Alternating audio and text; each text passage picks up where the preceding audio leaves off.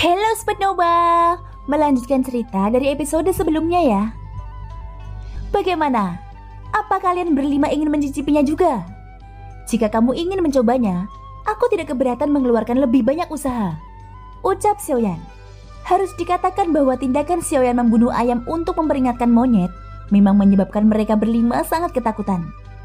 Memikirkan kasus tragis Zhao Hui, mereka berlima tidak bisa menahan perasaan dingin di hati mereka. Mereka benar-benar tidak ingin mengikuti jejak Zhao Hui. Namun seperti kata pepatah, meskipun seseorang ketakutan di dalam hatinya, jika ada penghargaan yang besar, akan ada orang-orang pemberani. Melihat keuntungan di depan mereka, jika mereka masih tetap acuh tak acuh, bukankah ini sesuatu yang hanya dilakukan oleh orang bodoh? Terlebih lagi meski satu orang telah hilang, masih ada 5 yang tersisa. 5 bandi elit bintang 8 melawan 1 bandi bintang 5. Jadi bagaimana mungkin mereka takut? Xiaoyan, berhentilah mencoba mengintimidasi kami. Meskipun kamu telah melukai Zhao Hui dengan parah, dia hanyalah yang terlemah di antara kami berenam. Orang tua ini tahu bahwa kamu adalah seorang alkemis. Justru karena inilah kamu memutuskan untuk menyerangnya. Dan bukan salah satu dari kami berlima kan? Kali ini orang yang berbicara adalah lelaki tua lain yang mengenakan jubah bersulam. Selain lelaki tua berjubah hitam itu, dia adalah orang kedua yang hadir dengan kekuatan bandi bintang 8 tahap akhir. Jadi kata-katanya cukup berbobot. Terlebih lagi, teknik rahasia yang memungkinkanmu melakukan perjalanan melalui ruang angkasa atau keterampilan dao kelas manusia milikmu. Jika kamu menggunakan keduanya pada saat yang sama, konsumsi doki yang dibutuhkan tidak mungkin menjadi sumpah yang sederhana. Berdasarkan tebakan orang tua ini, berapa kali kamu bisa menggunakan serangan seperti itu? Orang tua itu bertanya dengan senyum dingin di wajahnya. Keterampilan dao kelas manusia bukanlah sesuatu yang hanya dimiliki oleh Xiaoyan. Tentu saja mereka tidak perlu khawatir tentang hal ini. Selama Xiaoyan mempunyai kelemahan, itu akan menjadi keuntungan mereka. Mereka juga bisa mengandalkan ini untuk menjatuhkan Xiaoyan. Namun ketika mereka mempertimbangkan hal ini, mereka mengabaikan poin terpenting. Bahkan jika Daoki dalam tubuh Xiaoyan habis, mereka tidak boleh lupa bahwa masih ada Raja Utara dan Xiao Jin yang kekuatannya sebanding dengan bandi bintang 9.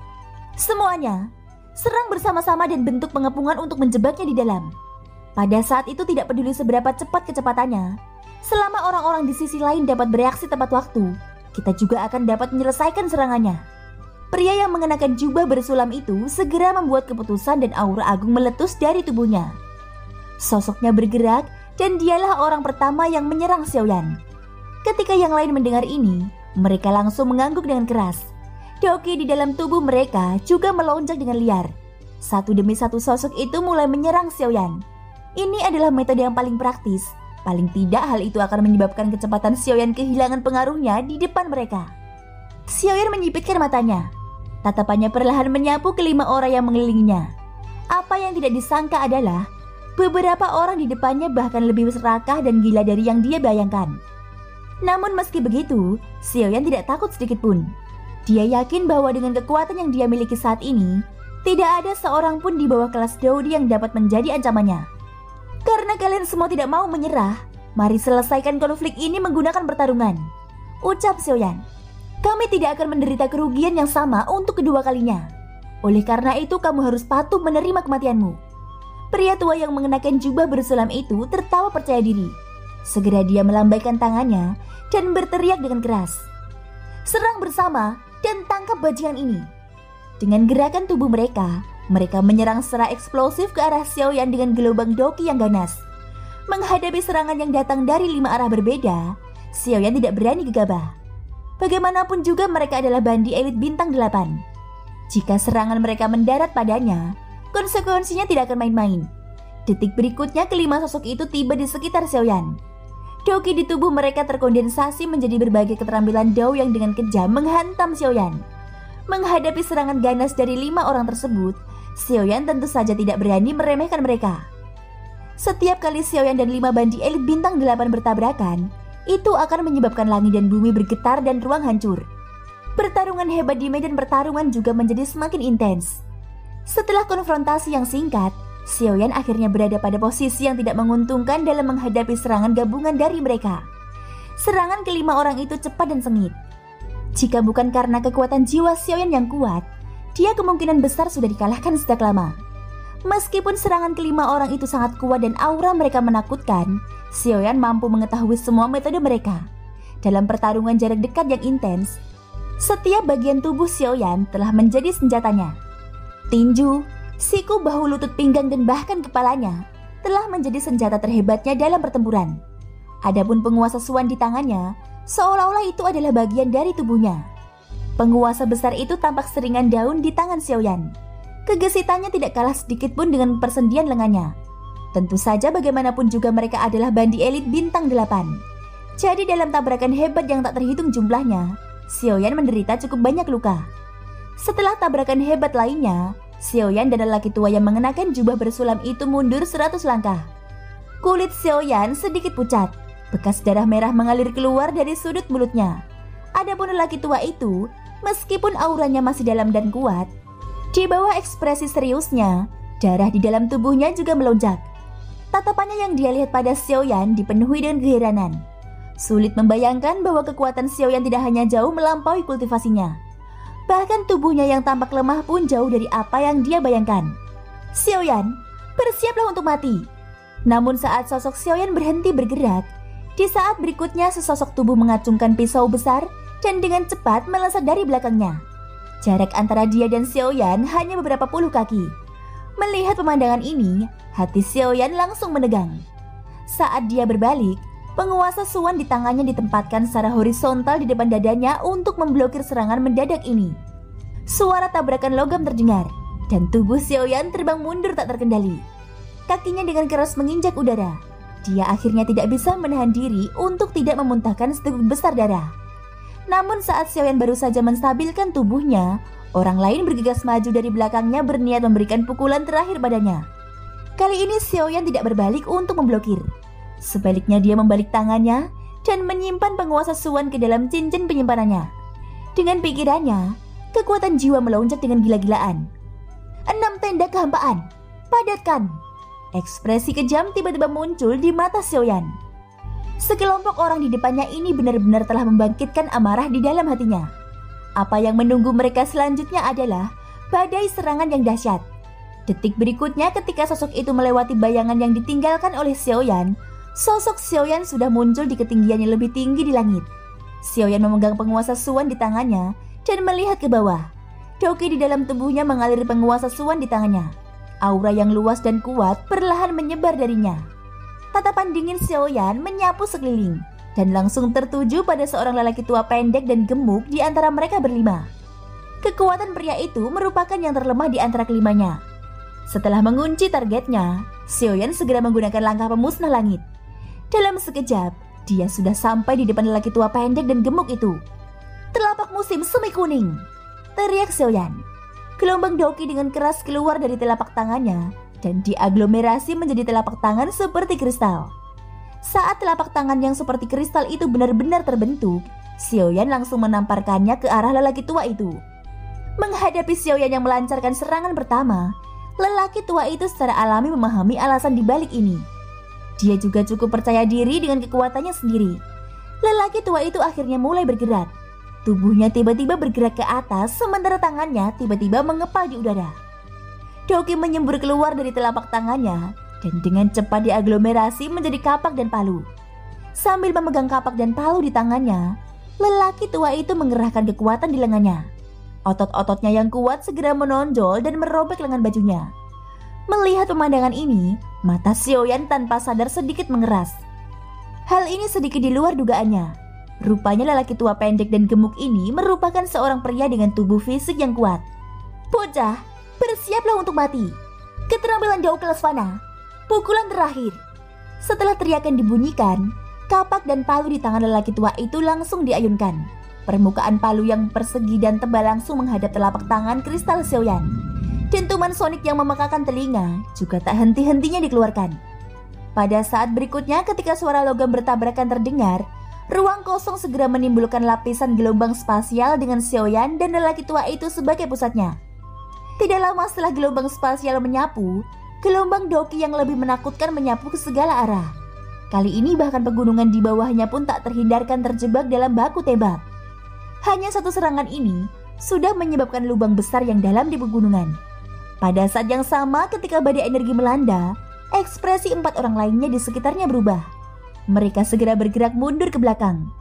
Setelah itu menatap ke pusat yang terhalang oleh badai energi. Di tempat itu masih ada 2 aura yang sangat kuat yang saling beradu keras.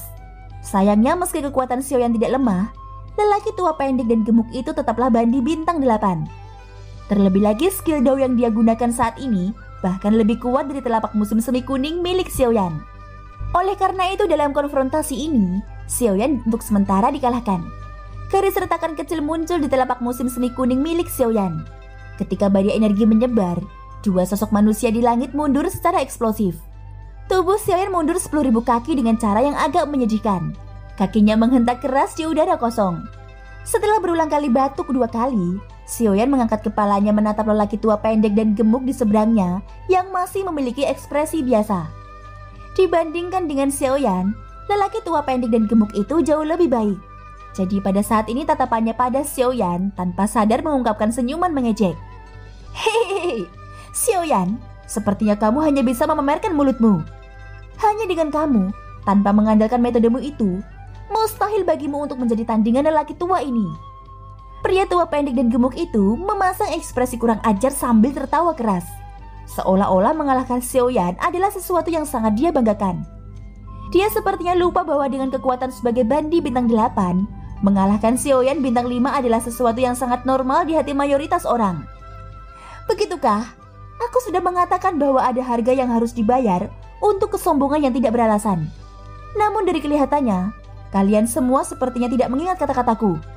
Karena itu masalahnya, biarkan aku menggunakan tindakanku untuk memberitahu kalian semua. Xiaoyan tertawa dingin. Baru pada saat inilah, tangan kanannya yang selama ini memegang penguasa Suan tiba-tiba diayunkan. Saat Daoki melesat, penguasa hitam pekat itu sudah ditutupi oleh api surgawi yang indah. Saat tubuh penguasa Suan melesat di udara, suara hembusan angin tajam terdengar. Penguasa pemecah langit 7 lapis. Langkah kedua. Setelah suara keras Xiaoyan terdengar, penguasa besar di tangannya tiba-tiba melesat di udara di depannya. Cahaya penguasa yang menakutkan menyapu lelaki tua pendek dan gemuk itu, seperti gelombang besar di permukaan laut. Namun sebagai tanggapan, wajah lelaki tua pendek dan gemuk itu tanpa sadar menunjukkan senyuman dingin. Xiaoyan, kamu harus menyerah dengan patuh. Hanya dengan seranganmu ini, kamu tidak akan bisa menyakitiku, ucap lelaki tua pendek dan gemuk itu. Segera dia sekali lagi melambaikan kapak palu besar di tangannya. Kapak itu menghadap ke atas. Aura yang tajam menyebabkan ruang kosong di sekitarnya membentuk lingkaran riak spasial. Cobalah gerakanku ini. Teknik Dao tingkat menengah kelas manusia. Membelah gunung dan menghancurkan laut. Saat teriakan dari mulut lelaki tua pendek dan gemuk itu terdengar, kapak palu di tangannya diayunkan dengan keras ke atas. Ruang kosong yang tak terlihat sepertinya telah terbelah menjadi 2 di bawah kapak ini. Udara kemanapun ia lewat, seolah-olah telah membelah kehampaan menjadi 2.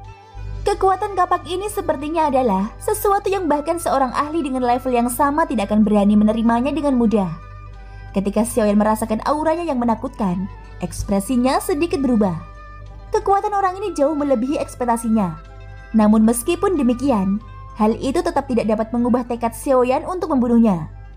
Bagus, karena kamu menghormatiku, aku akan mengembalikannya 10 kali lipat untukmu, ucap Xiaoyan. Pada saat berikutnya Xiaoyan yang berwajah serius tiba-tiba mengeluarkan tawa liar. Segera penguasa Suan di tangannya sekali lagi diayunkan. Dia terus-menerus melambaikan langkah ketiga dan keempat yang saling tumpang tindih, menyebabkan kekuatannya menjadi lebih besar. Bahkan wajah 4 orang di luar medan pertempuran tanpa sadar menunjukkan ekspresi serius saat melihat ini. Serangan semacam ini sesuatu yang bahkan mereka tidak bisa meremehkannya. Di bawah tatapan semua orang, cahaya penguasa Suan bersinar dan kapak besar yang sama ganasnya dengan cepat mendekat satu sama lain. Segera mereka bertabrakan dengan keras di saat berikutnya. Boom! Hasil dari tabrakan antara 2 teknik Dao yang memiliki aura serupa adalah kehancuran bersama. Sesaat kemudian, badai energi yang menutupi matahari menyapu ke segala arah seperti gelombang besar setinggi 100.000 kaki.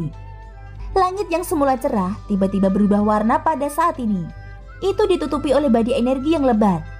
Pada saat ini bahkan ekspresi keempat bandi itu berubah drastis. Ketika mereka melihat badai energi yang menakutkan dari jauh, Mata mereka dipenuhi ketakutan yang tak ada habisnya. Satu demi satu memutar tubuh mereka dan dengan liar melarikan diri ke kejauhan. Badai energi datang gelombang demi gelombang. Itu terus bersenandung selama lebih dari 10 menit. Selama 10 menit lebih, inilah seluruh area dihancurkan. Keempat bandi elit hanya bisa melakukan manuver doki di dalam tubuhnya dan untuk sementara menutup area di dalam badai energi. Beberapa saat kemudian, ketika badai energi akan menyebar, badai api surgawi yang lebih menakutkan tiba-tiba menyapu dari tengah medan pertempuran. Terlihat kelopak bunga teratai api yang melingkar perlahan-lahan terbuka. Itu membengkak bersama angin dan membentuk teratai api yang sangat besar. Penghalang cahaya doki yang diciptakan oleh 4 orang itu pun langsung diledakkan secara paksa. Wajah keempat orang itu langsung memerah saat merasakan suhu tinggi yang disebabkan oleh gelombang panas. Kekuatan api surgawi benar-benar menakutkan. Ketika meletus dengan cara ini, bahkan mereka merasakan kengerian. Mereka tidak berani membayangkan akhir seperti apa yang akan mereka alami jika mereka berada di tengah badai api surgawi tadi. Ketika badai akhirnya mereda, beberapa dari mereka mengangkat kepala dan memandang dengan rasa takut yang masih ada. Kemanapun mata mereka memandang, yang ada hanyalah ruang gelap gulita tanpa akhir. Ketika tatapan mereka berempat menyapu seluruh ruang, mereka dipenuhi dengan keterkejutan dan ketakutan ketika mendapati bahwa sosok lelaki tua pendek dan gemuk itu sebenarnya tidak terlihat. Hasil seperti itu hanya berarti satu hal, orang tua pendek dan gemuk telah meninggal. Sangat mungkin bahkan mayatnya pun tidak tersisa. Ekspresi wajah keempat bandi elit menjadi sedikit kusam. Sulit membayangkan bahwa bandi elit bintang 8 yang beberapa saat lalu begitu perkasa dan mengatakan bahwa dia akan menangkap Xiaoyan akan benar-benar menjadi jiwa yang mati di tangan pihak lain hanya dalam beberapa saat. Baru pada saat inilah mereka berempat mengingat kata-kata yang diucapkan Xiaoyan ketika mereka pertama kali bertemu dengannya. Termasuk kalian semua, jumlah bandi elit bintang 8 yang mati di tanganku seharusnya sekitar 10. Dari kelihatannya, kata-kata itu bukannya tidak berdasar. Kesombongan yang tidak beralasan akan menyebabkan mereka membayar harga yang sangat mahal. Bahkan sebagian besarnya telah menyentuh kehidupan mereka. Thank you guys, sudah mendengarkan ceritaku di episode kali ini sampai akhir. Ikutin terus kelanjutan episode-episode berikutnya ya. Selamat Hari Raya Idul Adha tahun 2024. Semoga kita semua menjadi pribadi yang lebih baik lagi. Semoga hari kalian menyenangkan. Sampai jumpa dan bye-bye.